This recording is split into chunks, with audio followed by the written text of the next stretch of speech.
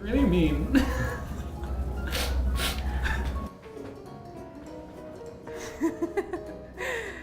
Really?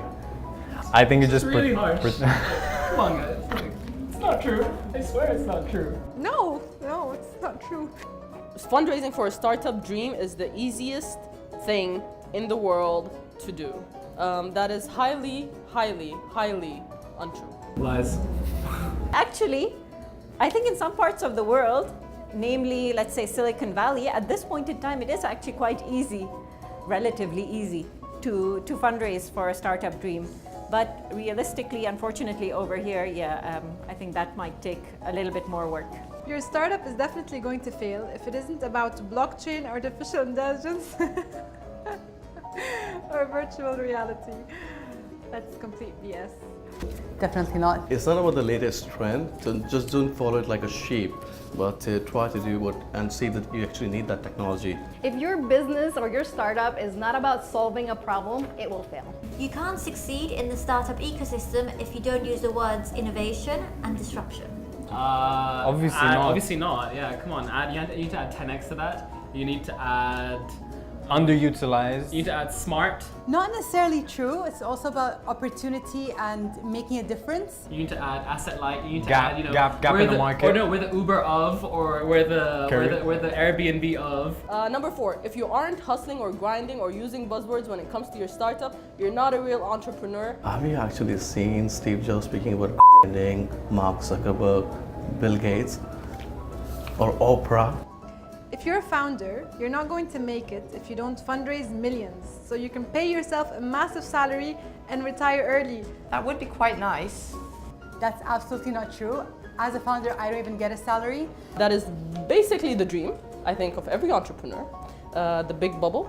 But I think we forget the fact that we build businesses and it will be really great if they actually make revenue and they feed themselves, so you can grow and have your startup without having to raise millions. Yo, we want to retire now.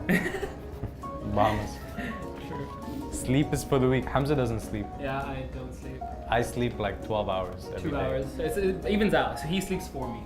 Yeah. Sleep is very important. I sleep a lot, as much as I can, about 6 to 7 hours, but I also do 2 hours of meditation a day. And the first 4 hours of my day, I only do meetings after 10 o'clock because the first 4 hours of the day is just for me to take care of myself, go to the gym, meditate, eat clean. Well, no doubt about it. Hustle.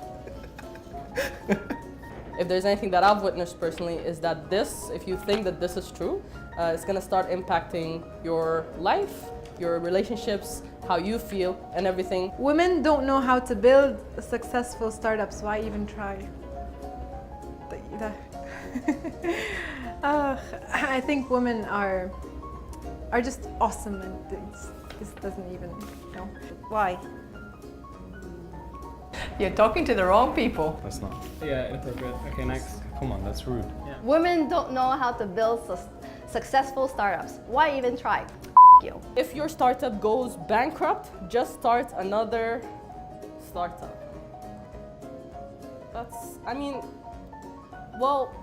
No, I mean, if your startup goes bankrupt, just learn from it. If your startup goes bankrupt, find out why it went bankrupt. It's probably you. I'm not advocating to getting yourself in any legal trouble. I'd like this to be a disclaimer, but I'm all for going back, going stronger, and coming back with a better startup and as a better entrepreneur. Every failure is a learning, is a lesson. So just pick yourself up and start again. And I'm sure that what you're going to do next will be 10 times better than your previous startup because you have learned from that experience. So it's, yes. Maybe take a small break and use that time to think about what happened. Really absorb that failure for a little bit first. Great startup founders are always arrogant. I'm not arrogant, I'm very nice.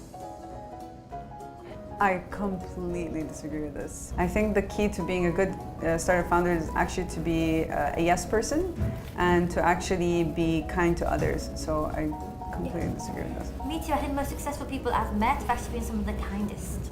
Yeah. If you see any successful person who has started from scratch, they're very humble, they're very down to earth, and they're very giving as well. So arrogance doesn't really merge well with with an entrepreneur or a founder? I think startup founders vary. You can find arrogant ones, you can find extremely humble ones, you can find geeky ones, you can find hot ones. There's all sorts of founders. You're not defined by certain personality traits. You're extremely lucky if you're a startup founder because you're your own boss. Well, the biggest thing is, if you're your own boss, it's not just about the responsibility, the amount of pressure you are in, because you need to sustain every element of the business, why marketing is going wrong, why operations, you need to be in operation, you need to be at customer care. Everything your startup needs, you're the front face of it. But you also have all the responsibility as well, not just your own responsibility, but your team's responsibility, the company's success responsibility, and the people, your customers' responsibility as well. So there's a lot of responsibility, but you're also your own boss. Cool, yeah. As soon as you become a startup founder, you report to everyone. You are customer service all the time, which is the worst position to be in a company because people only complain. They never really contact you to tell you you're doing a good job. It's usually that there's something wrong. If you've successfully raised money for your company, then you're rolling in cash. Yes, no, it's completely not true. Because once you have raised money, you're going to want to invest it in the business, and it takes a lot of thought and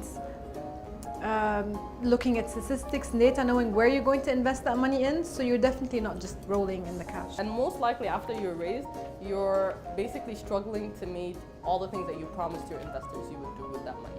It's not necessarily about the money, it's more about the hard work and why you need the money and how you're going to utilize that money for each and every stage to accelerate it. That's all I'm gonna say. Usually you burn out all your cash in 18 months and it just goes down from there every month. And actually that's what's really happening. Rolling in it. Okay. Who's written this stuff? Okay, so life as a startup founder is always glamorous. Work is just a constant vacation.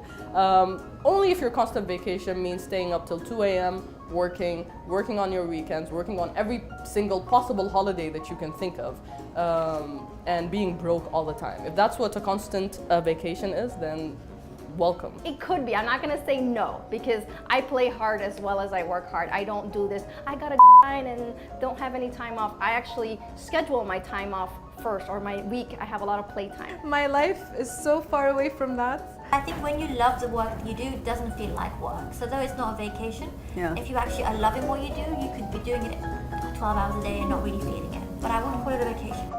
It's amazing, it's magical because I love it and I believe in it.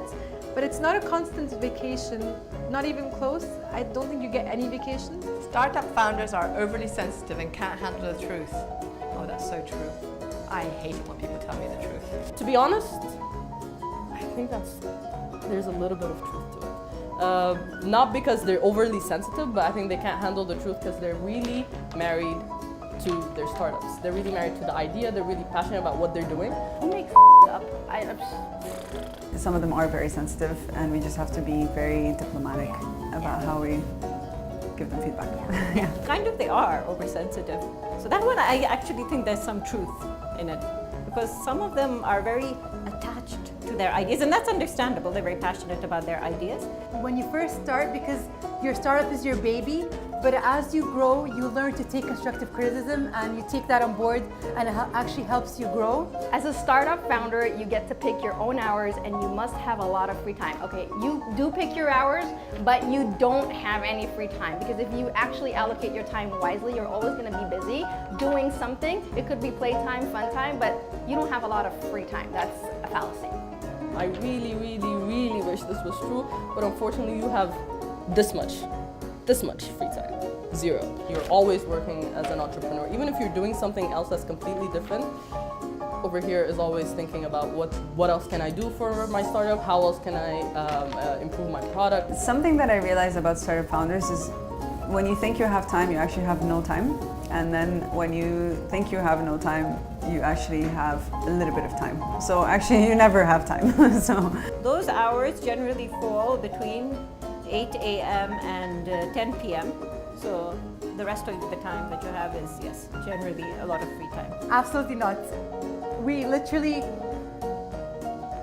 work 24 hours. I mean, if it's not 24 hours, maybe it's 20 hours. I would love to, but I don't think it's the case. No, you pick your own hours because You choose what you're going to do when. So I might decide to spend 1 hour in the morning with my kids and then less time in the afternoon with them. Yes, you choose your hours, but you don't have free time. You don't have any free time. You don't even have sleep, let alone free time.